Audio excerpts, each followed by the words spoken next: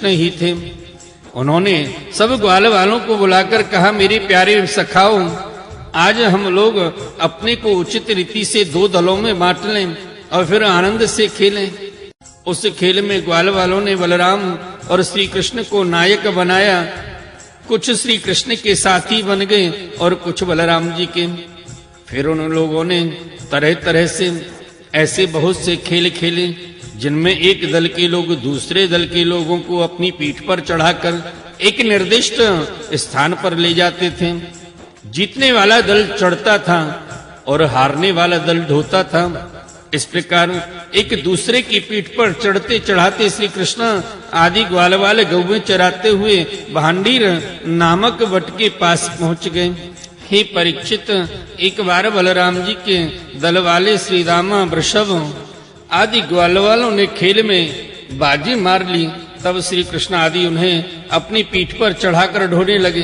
हारे हुए श्री कृष्ण ने श्री दामा को अपनी पीठ पर चढ़ाया, भद्रसेन ने वृषभ को और प्रलम्ब ने बलराम जी को। दानव पुंगव प्रलम्ब ने देखा कि श्री कृष्ण तो बड़े बलवान हैं, उन्हें मैं नहीं हरा सकूंगा, अतः वह उन्हीं के पक्ष में हो गया और बलराम जी को लेकर फुर्ती से भाग चला और पीठ पर से उतारने के लिए जो स्थान नियत था उससे आगे निकल गया। बलराम जी बड़े भारी पर्वत के समान बोझ वाले थे। उनको लेकर प्रलंबासुर दूर तक ना जा सका। उसकी चाल रुक गई। तब उसने अपना स्वाभाविक दैत्य रूप धारण कर लिया। उसके काले शरीर पर सोने के गहने चमक रहे थे और गौरी सुंदर बलराम जी को धारण करने के कारण उसकी ऐसी शोभा हो रही थी मानो बिजली से युक्त काला बादल चंद्रमा को धारण किए हुए हो। उसकी आंखें आग की तरह धधक रही थीं और दाढ़ें बाहों तक पहुंची हुई बड़ी भयावनी थी। उसके लाल लाल बाल इस तरह बिखर रहे थे मानो आग की लपटें उठ रही हों। उसके हाथ और पांवों में कड़े, सिर पर मुकुट और कानों में कुंडल थे। उनकी कांति से वह बड़ा अद्भुत लग रहा था। उस भयानक दैत्य को बड़े वेग से आकाश में आते देख पहले तो बलराम जी कुछ घबरा से गए, परंतु दूसरे ही क्षण में अपने स्वरूप की याद आती ही उनका भय जाता रहा। बलराम जी ने देखा कि जैसे चोर किसी का धन चुरा कर ले जाए, वैसे ही यह शत्रु मुझे चुराकर आकाश मार्ग से लिए जा रहा है। उस समय जैसे चंद्र ने पर्वतों पर वज्र चलाया था, वैसे ही उन्होंने क्रोध करके उसके सिर पर एक घूंसा कसकर जमाया। घूंसा लगना था कि उसका सिर चूर चूर हो गया। वह मुंह से खून उगलने लगा। चेतना जाती रही और बड़ा भयंकर शब्द करता हुआ इंद्र के द्वारा वज्र से मारे हुए पर्वत के समान वह उसी समय प्राणहीन होकर पृथ्वी पर गिर पड़ा। बोल बलराम भगवान की जय। बलराम जी परम बलशाली थे। जब ग्वाल वालों ने देखा कि उन्होंने प्रलंबासुर को मार डाला, तब उनकी आश्चर्य की सीमा ना रही। वे बार बार वाह वाह करने लगे। ग्वाल वालों का चित्त प्रेम से विह्वल हो गए। वे उनके लिए शुभ कामनाओं की वर्षा करने लगे और मानो मर कर लौट आए हों इस भाव से आलिंगन करके प्रशंसा करने लगे। वस्तुतः बलराम जी इसके योग्य ही थे। प्रलंबासुर मूर्तिमान पाप था। उसकी मृत्यु से देवताओं को बड़ा सुख मिला। वे बलराम जी पर फूल बरसाने लगे और बहुत अच्छा किया, बहुत अच्छा किया, इस प्रकार कहकर उनकी प्रशंसा करने लगे।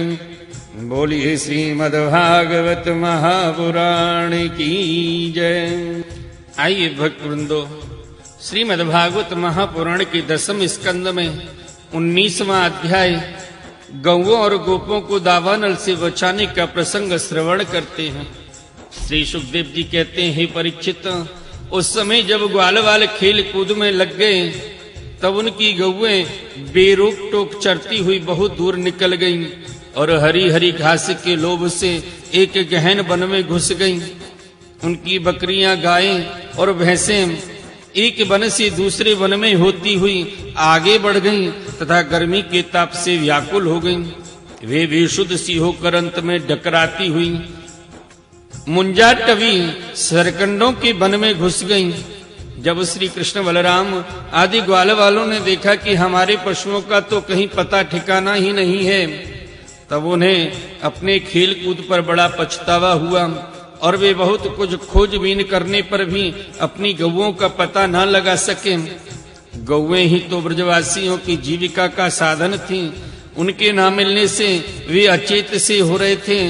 जब वे गौओं के खुर और दांतों से कटी हुई घास तथा पृथ्वी पर बने हुए खुरों के चिन्हों से उनका पता लगाते हुए आगे बढ़े, अंत में उन्होंने देखा कि उनकी गौएं मुंजाटवी के रास्ता भूलकर डकरा रही हैं। उन्हें पाकर वे लौटाने की चेष्टा करने लगे। उस समय वे एकदम थक गए थे और उन्हें प्यास भी बड़ी जोर से लगी हुई थी। इससे वे व्याकुल हो रहे थे। उनकी यह दशा देखकर भगवान श्री कृष्ण अपनी मेघ के समान गंभीर वाणी से नाम ले लेकर गौओं को पुकारने लगे। गौएं अपने नाम की ध्वनि सुनकर बहुत हर्षित हुईं। वे भी उत्तर में हुंकारने और रम्हाने लगी। हे परीक्षित, इस प्रकार भगवान उन गायों को पुकार ही रहे थे कि उस वन में सब ओर अकस्मात दावाग्नि लग गई, जो वनवासी जीवों का काल भी होती है। साथ ही बड़े जोर की आंधी भी चलकर उस अग्नि के बढ़ने में सहायता देने लगी। इससे सब ओर फैली हुई वह प्रचंड अग्नि अपनी भयंकर लपटों से समस्त चराचर जीवों को भस्मसात करने लगी। जब ग्वालें और गौओं ने देखा कि दावानल चारों ओर से हमारी ही ओर बढ़ता आ रहा है, तब वे अत्यंत भयभीत हो गए और मृत्यु के भय से डरे हुए जीव जिस प्रकार भगवान की शरण में आते हैं, वैसे ही वे श्री कृष्ण और बलराम जी की शरणापन्न होकर उन्हें पुकारते हुए बोले, महावीर श्री कृष्ण, प्यारे कृष्ण, परम बलशाली बलराम, हम तुम्हारे शरणागत हैं। देखो, इस समय हम दावानल से जलना ही चाहते हैं, तुम दोनों हमें इससे बचाओ। श्री कृष्ण, जिनके तुम ही भाई बंधु और सब कुछ हो, तुम्हें तो किसी प्रकार का कष्ट नहीं होना चाहिए। जब धर्मों के ज्ञाता श्याम सुंदर, तुम ही हमारे एकमात्र रक्षक एवं स्वामी हो, हमें केवल तुम्हारा ही भरोसा है।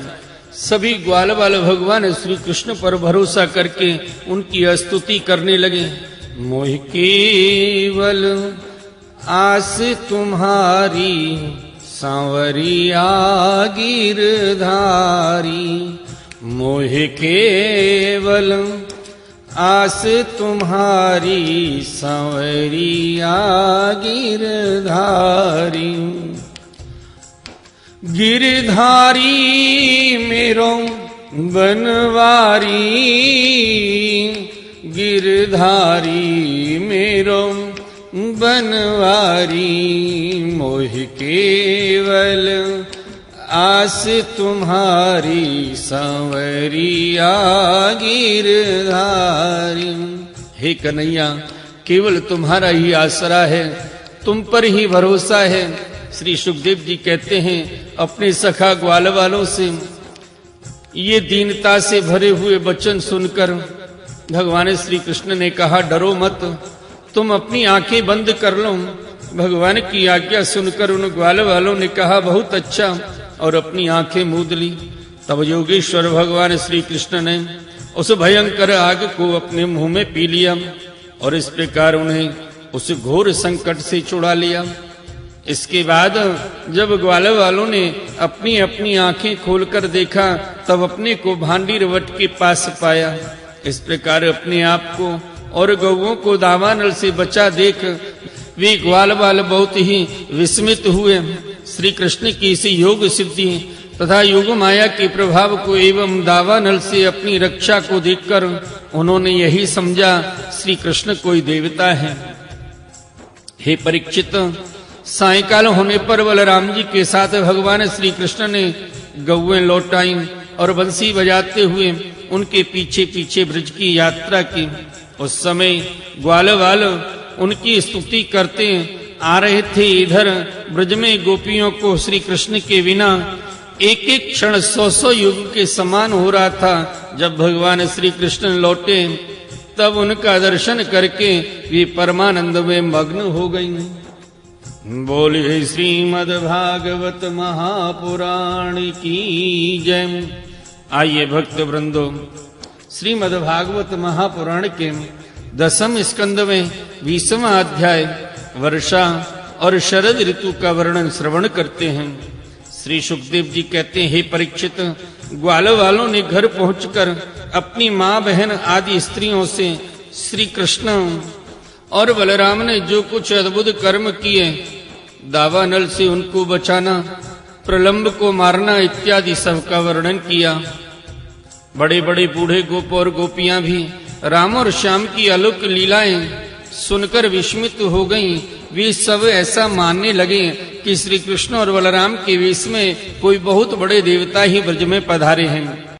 इसके बाद वर्षा ऋतु का शुभागमन हुआ। इसी ऋतु में सभी प्रकार के प्राणियों की बढ़ती हो जाती है। उस समय सूर्य और चंद्रमा पर बार बार प्रकाशमय मंडल बैठने लगे। बादल, वायु, चमक, कड़क आदि से आकाश क्षुब्ध सा दिखने लगा। आकाश में नीले और घने बादल घिर जाते, बिजली कौंधने लगती, बार बार गड़गड़ाहट सुनाई पड़ती। सूर्य, चंद्रमा और तारे ढक